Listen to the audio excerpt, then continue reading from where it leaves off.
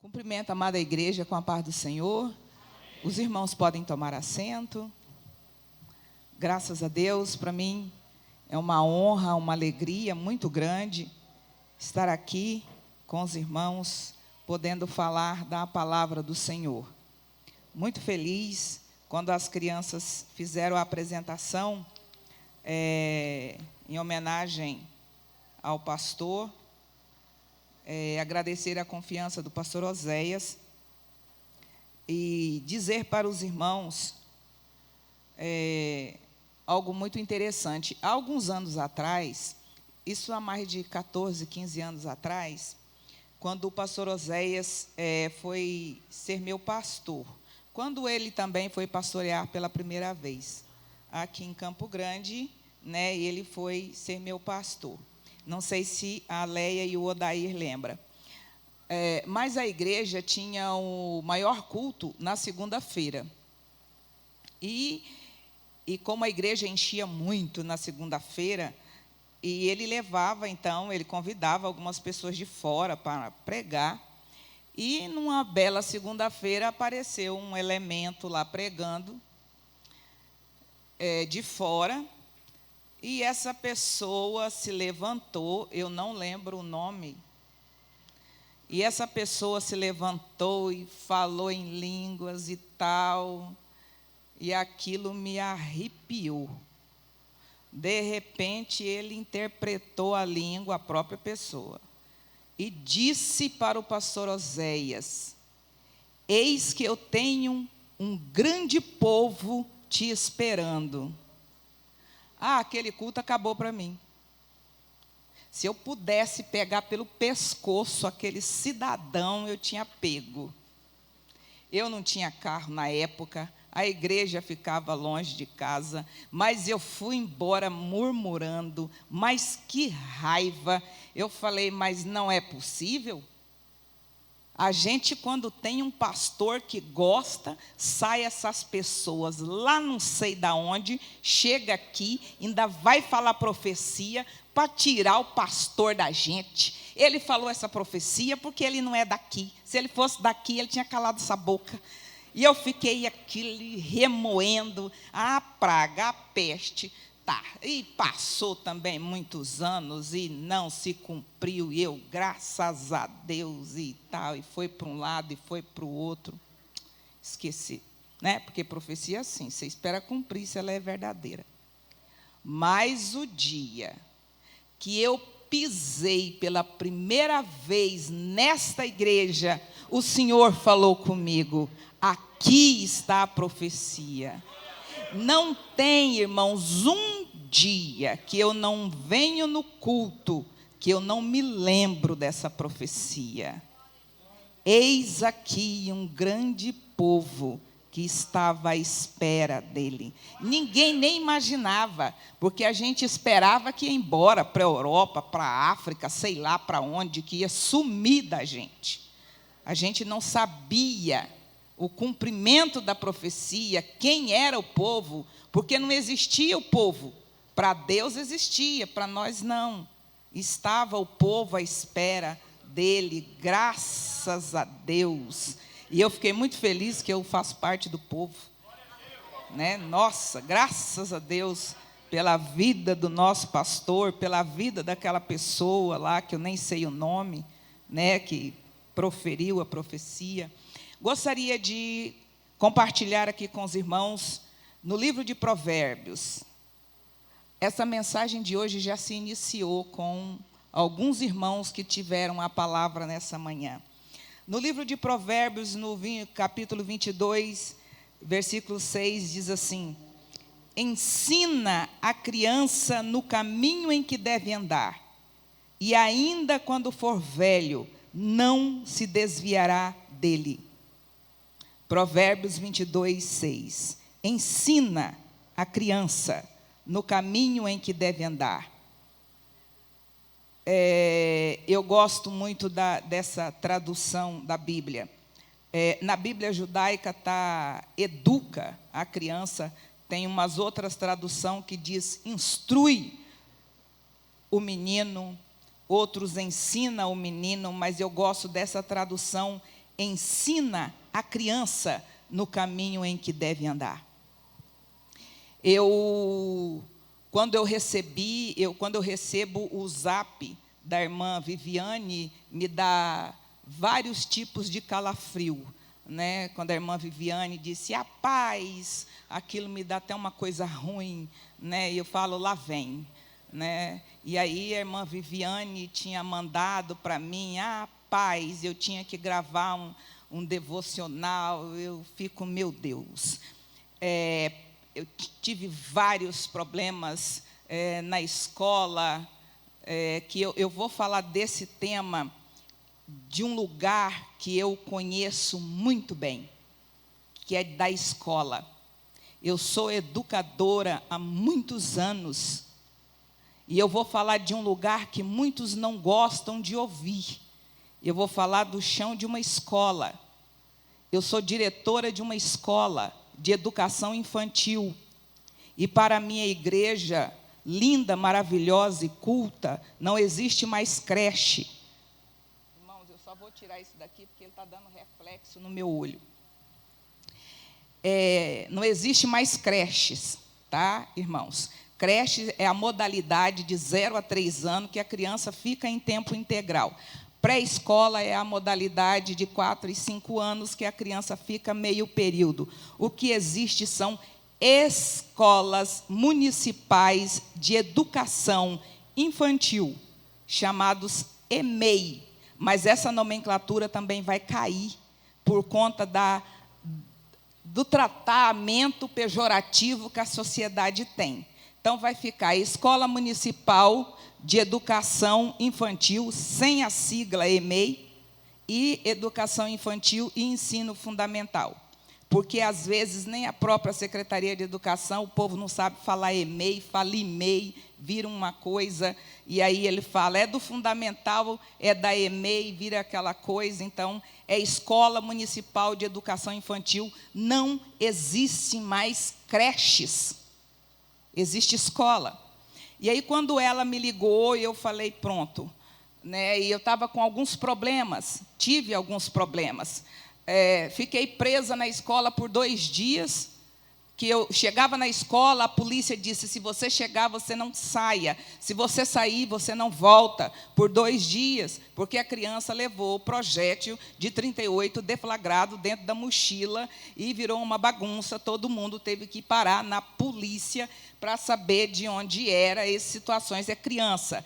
Eu trabalho com criança de 0 a 6 anos, os mais velhos têm 6 anos de idade. E também estava com criança presa no hospital, até descobrir o que tinha acontecido com a criança, devido a quebraduras, e maus tratos, e foi defensoria, e foi conselho tutelar, e eu tinha que ficar naquele negócio. Aí, no meio dessa turbulência toda, eu recebo a paz do Senhor da irmã Viviane.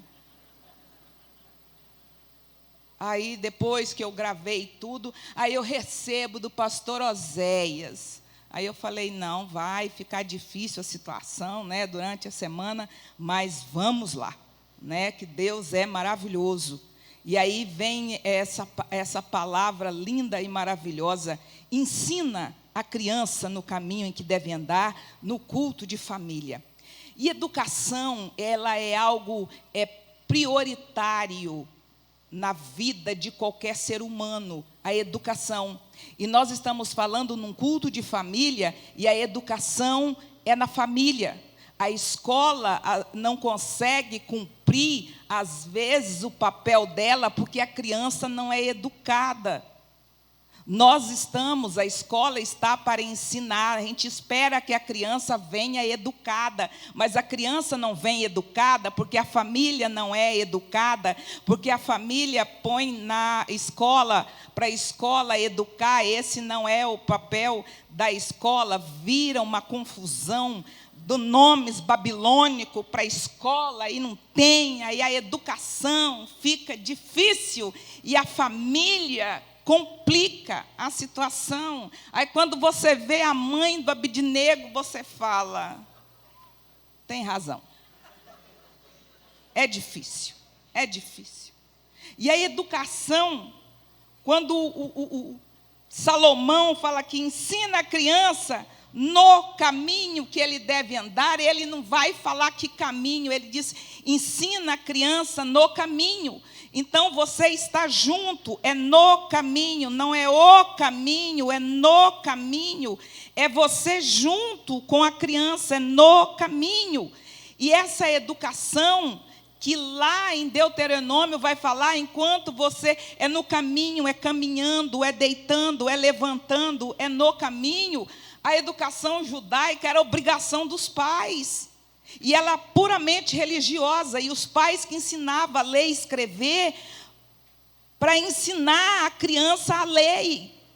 Eles ensinavam a lei. E por isso as crianças só iam para a escola depois dos 5, 6 anos que eles iam para a escola, quem podia pagar a escola. E aí, irmãos, a criança, quando é que ela aprende mais?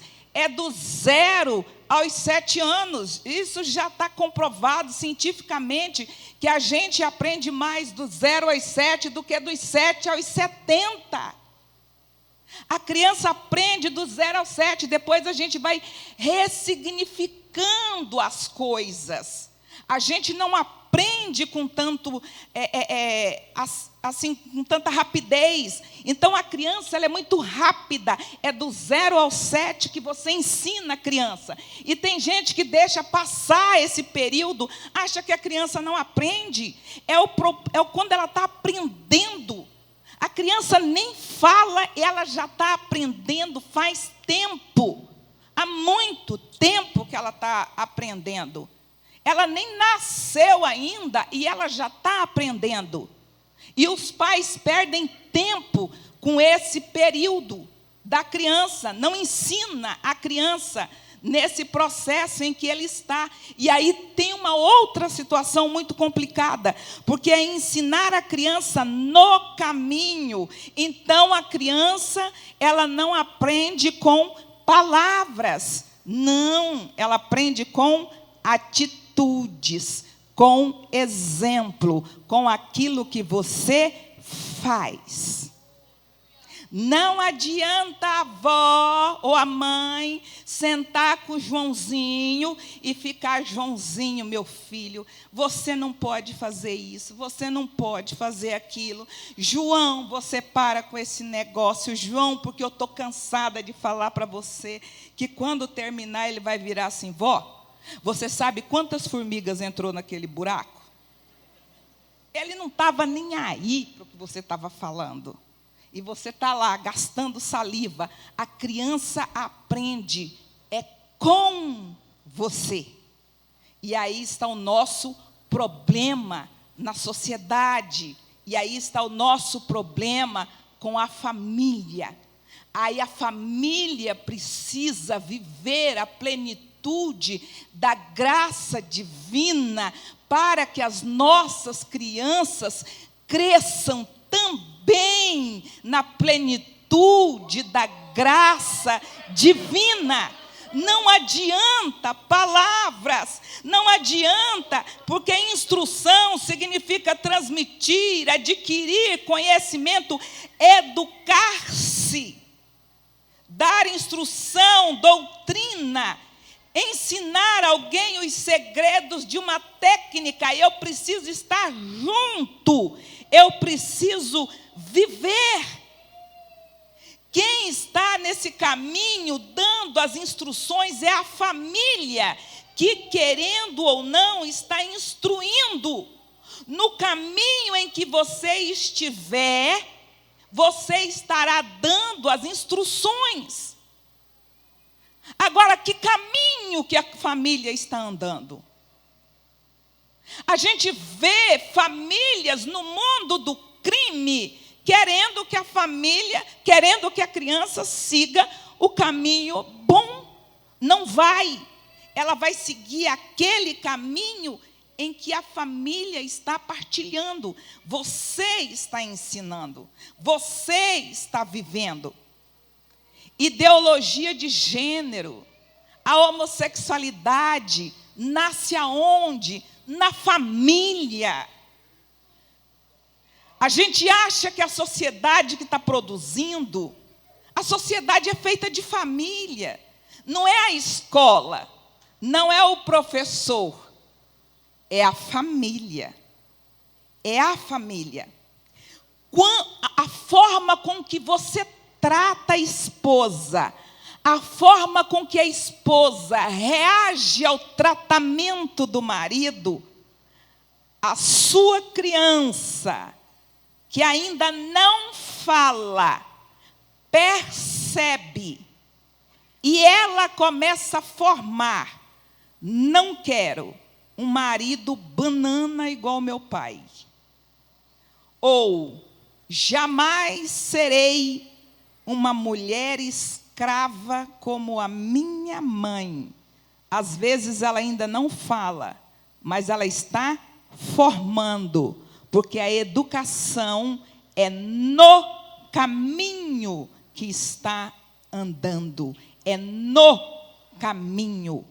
Porque a criança, ela não só é biopsicossocial, não. Ela também é espiritual.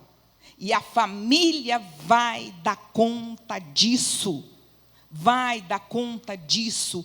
E hoje nós temos uma variação imensa de caminhos. Nós temos jeitos de caminhos, forma de caminhos, ideologias de caminhos, crenças de caminho, do jeito que a pessoa quer. E a instrução, que é com o exemplo, que é a forma com que lidamos com as situações, são com os conceitos que nós temos das coisas e quais são os princípios que regem a nossa vida. E devido a tudo isso, nós estamos criando crianças fragilizadas. Crianças, irmãos, com vários problemas de saúdes mentais, já na primeira infância. E a Organização Mundial da Saúde diz que essas crianças, elas têm de 10 a 20 anos menos de vida do que as outras. Menos de vida. Eu tenho crianças na escola. Eu disse para os irmãos que as minhas crianças mais velhas têm 6 anos. Eu tenho crianças na escola que têm de 3 a 4 CIDs, que é o Código Internacional de Doença, de 3 a 4 CIDs de doenças mentais. Doenças mentais. Eu tive que pedir transferência para uma criança de 5 anos, porque ela batia nas outras crianças de forma severa. Era agressão gratuita. Ela tinha um CID, que ela não podia ser contrariada. Essa criança tem um CID, que ela não podia ser contrariada. E ela avançava com força.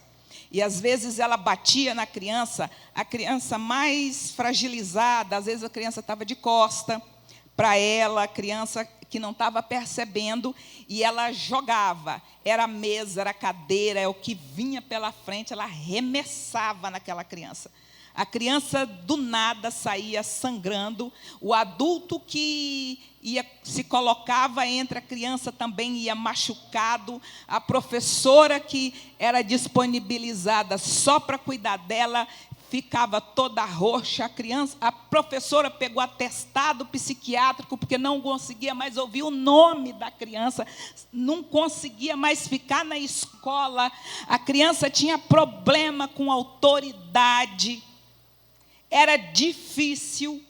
Eu já estava com vontade de juntar um pedaço de pau e esperar vir para o meu lado, assim, com toda a força, sabe? Mas não dava, porque eu era a única autoridade que freava a criança. E eu tive que pedir, com 5 anos de idade, que ele fosse para uma escola maior, porque ele tinha esse transtorno, é de 3 a 4 CIDs. E aí falem para mim, por que nós estamos com esses problemas de transtornos graves com nossas crianças, criados na família? Por quê? Porque o abandono do pai, o abandono da mãe, o abandono emocional, o abandono afetivo da família, muitas das vezes geram esses transtornos. Quantas vezes a gente ouve na mídia que foi pego criança sozinha andando na rua, criança sozinha presa dentro de casa porque a mãe estava na balada, ou estava bêbada, ou estava não sei o quê. Mães que vão ter filhos bêbadas, mães que vão ter filhos usuárias de droga, e essas situações que acontecem, e aí geram essas crianças. E aí, olha só, e essas crianças, às vezes quando elas saem da escola, eu tenho crianças que na hora de ir embora, elas se escondem para não ir embora, vão embora chorando, que não querem ir, vira um transtorno, falo, tem que ir embora porque eu também não moro na escola. E essas crianças, elas são às vezes instruídas pelas mídias sociais. E essas mídias sociais têm os tal dos influenciadores. E aí, influenciadores de Satanás, me perdoem, até aqueles ditos evangélicos, irmãos, aqueles ditos crentes, influenciadores, que falam de Bíblia, eles usam a Bíblia para ganhar dinheiro, tá? Falam carga d'água a dar com pau ali, sabe? Pura bobagem. Bobagem mesmo. Não, se os irmãos um dia quiser perder tempo, ficar olhando aquelas bobagens, tem gente ganhando dinheiro, tirando sarro de crente, porque crente só faz a gente passar vergonha, e se você olhar aquilo, você morre de rir mesmo, porque você morre de vergonha, porque só passa vergonha na gente mesmo, sabe? Esses influenciadores, e as crianças são instruídas por aquilo, por aquelas mídias sociais, sabe? Sem estruturas nenhuma. E aí o que acontece? O que vai acontecer é que tem um índice no Brasil de 58% entre as pessoas com menos de 50 anos de idade que estão suicidando. Menos de um minuto e meio cresceu de pessoas no mundo que suicidam. Agora eu vou trazer um dado da Organização Mundial da Saúde para o nosso estado, tá? Mato Grosso do Sul. Mato Grosso do Sul está em 4º lugar no Brasil entre o índice de jovens de 15 a 29 anos que suicidam. Cadê a estrutura familiar? Família. Ensina a criança no caminho em que deve andar. Aí eu pergunto, que caminho? Que caminho? O caminho que Jesus bradou: eu sou o caminho, a verdade e a vida, e ninguém vem ao Pai a não ser por mim. É esse o caminho em que a família precisa estar para instruir a criança em que ela deve andar para não chegar nesses índices horrorosos. É esse o caminho que a família precisa partilhar. Não é um caminho de um Jesus fragilizado, de um Jesus manipulado, não. É o Jesus criador, é o Jesus que por amor se entregou na cruz do Calvário por nós.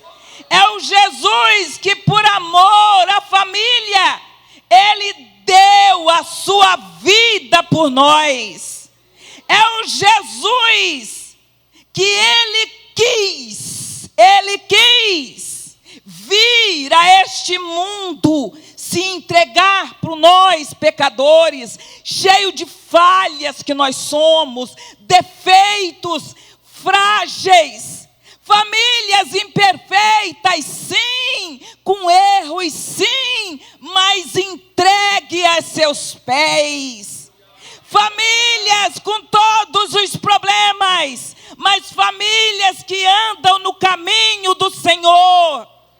Família que se estruturar nos pés de Jesus. Família que diz: eu não posso, mas o Senhor pode todas as coisas.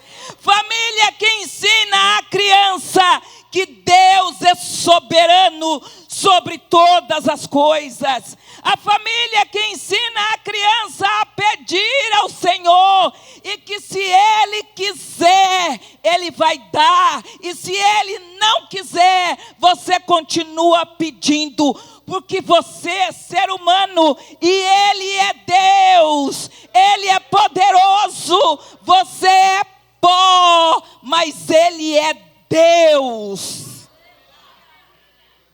Ensinar a criança que existe um Deus soberano, que não está sujeito à nossa vontade. É ensinar a criança equilibrada, para que ela cresça um jovem equilibrado. Um jovem que não é por qualquer coisa que ele vai abandonar os caminhos do Senhor. Que não é por qualquer coisa que ele vai sair da presença de Deus. Um jovem que não é, porque eu tinha um sonho e Deus não realizou. Meu filho, Deus não sonha, Deus realiza. Deus não é ser humano, o sonho é teu, e se Deus não realizou, é porque esse sonho ia te fazer mal. Esse sonho hoje era um sonho, mas amanhã seria um pesadelo. Você precisa entender que Deus é bom o tempo todo. O tempo todo Deus é bom.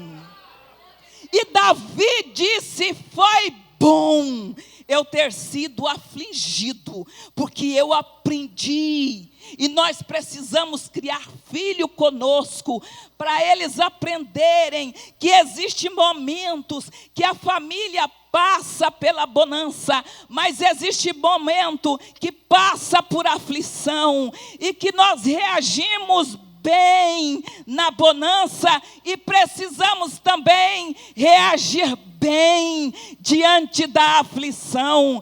Nós louvamos a Deus na bonança, mas também precisamos louvá-lo na aflição. Nós estamos educando, a família está educando. Quando nós dizemos que Deus é soberano na nossa vida, Ele deve ser soberano em todas as coisas, em todos os momentos. E nós servimos a Ele, que foi por amor que se entregou por nós. Foi por amor que Ele deu a sua vida por nós. E não foi qualquer amor, não. Não foi qualquer coisa, não. Foi um amor soberano, um amor sem medida, que o evangelista João diz que não existe profundidade. Foi de tal maneira, e não tem como mensurar este amor, que Deus nos amou de tal maneira que deu esse Filho, que disse para nós que Ele é o caminho, a verdade e a vida, o caminho que a família precisa seguir, que este amor levou Ele na cruz para se entregar. E ali na cruz, quando recai sobre Ele o pecado de nós todos, em que Deus, naquele momento, Ele se faz justiça no nosso lugar, porque quem merecia aquele lugar éramos nós. Nós merecíamos o inferno. Nós estávamos caminhando passos largos para o inferno, mas Ele, com seu amor, interrompeu essa ida. Interrompeu por amor. E ali na cruz, quando cai sobre Ele o pecado de nós todos, e Deus não pode olhar para Ele, porque Ele se fez pecado por nós. Quando Deus vira o rosto, que Ele se torna pecado. Aquele momento foi terrível para Jesus, porque naquele momento Jesus experimentou o que nenhum de nós vai experimentar, que é a morte eterna. Jesus experimentou ali a eterna separação que o pecado faz entre Deus e o homem.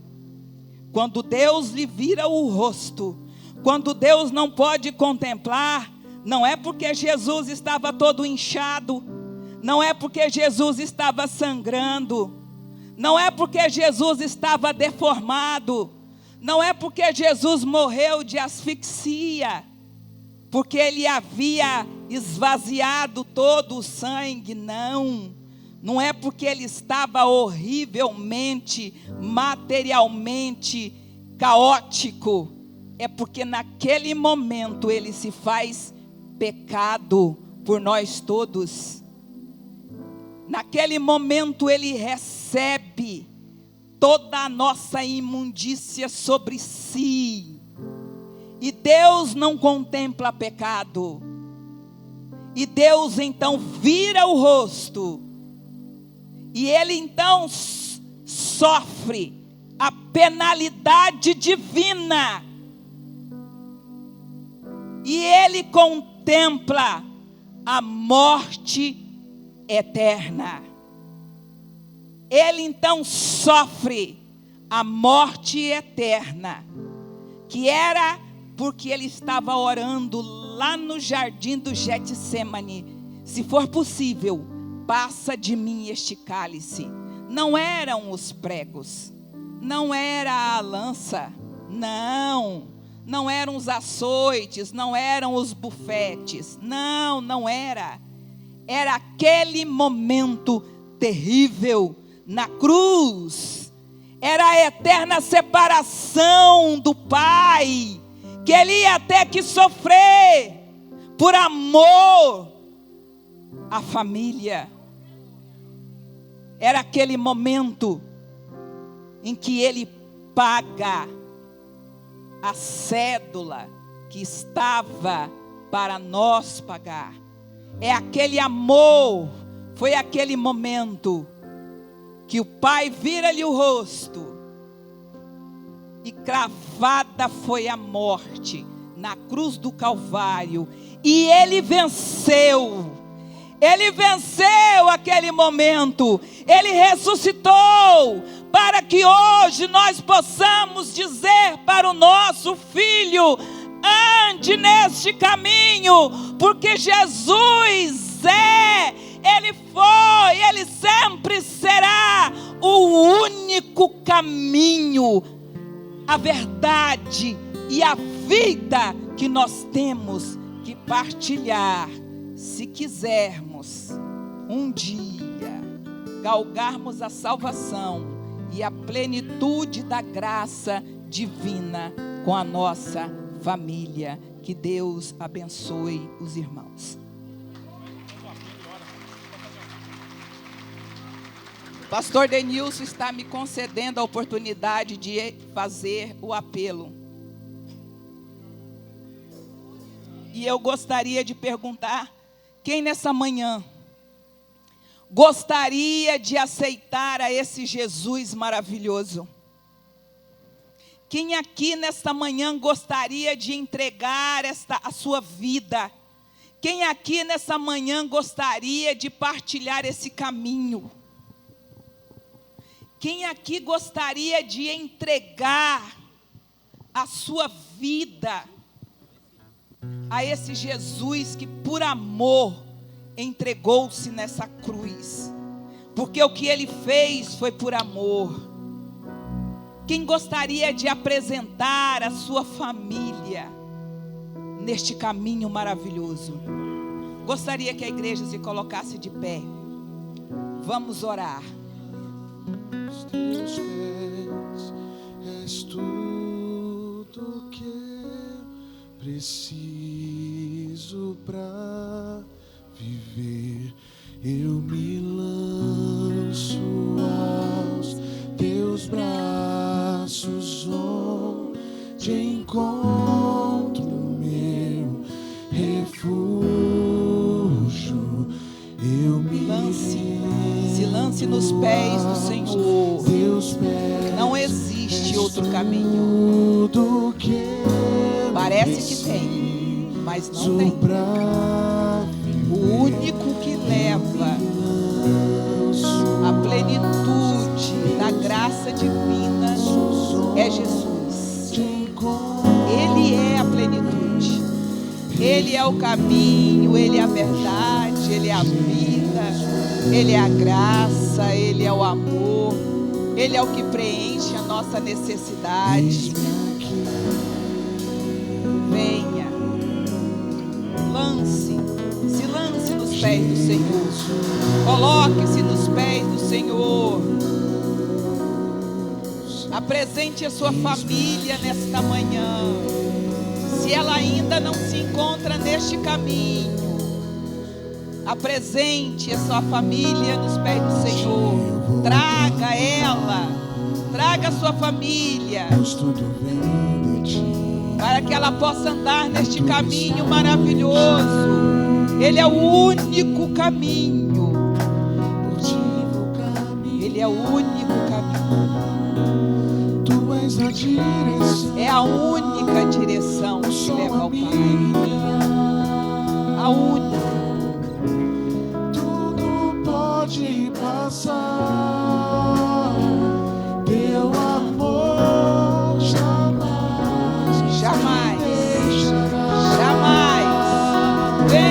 Venha aos pés do Senhor. Se entregue aos pés do Senhor. Nosso amanhã está em Deus. Nós temos a certeza do amanhã, porque Ele está em Deus. Deus é o nosso amanhã. Venha aos teus pés. Renda aos pés do Senhor. Tudo que eu preciso pra eu me lance aos pés do Senhor.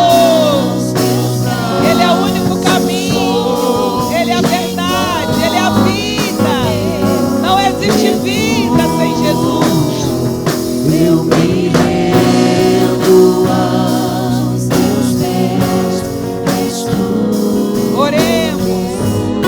Santo Deus, eterno Pai, nas tuas mãos, Senhor, colocamos a tua igreja, as famílias, meu Pai, aqui representadas, Senhor. Pai eterno, toma nas tuas mãos. Pai Santo, Deus Todo-Poderoso, nos dê força, Senhor, nos dê coragem, Pai, nos dê autoridade, Senhor, para criarmos, educarmos os nossos filhos nos teus caminhos.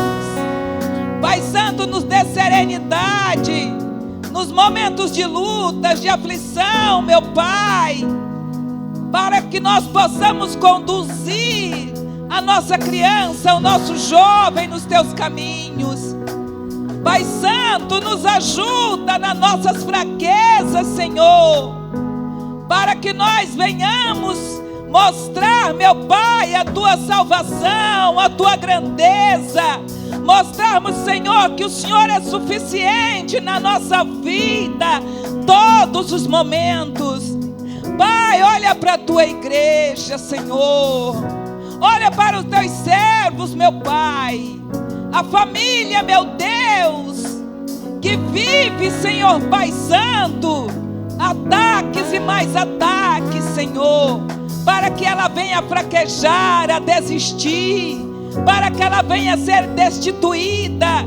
Mas o Senhor é poderoso, Pai. Nos dá força, Senhor, para que a tua família, a família da tua igreja, continue unida, continue forte, meu Pai, para que nesse momento possamos ensinar, meu Pai, a essa geração que o Senhor é Deus, que o Senhor é a nossa força, que o Senhor é a nossa fortaleza, que o Senhor é que nos conduz. Pai Santo, fica com o teu povo, fica com a tua igreja e abençoe esse dia maravilhoso do teu povo. Nós pedimos no nome santo de Jesus. Eu me rendo aos teus pés, és tudo que eu preciso pra viver. Eu me lanço aos teus braços, onde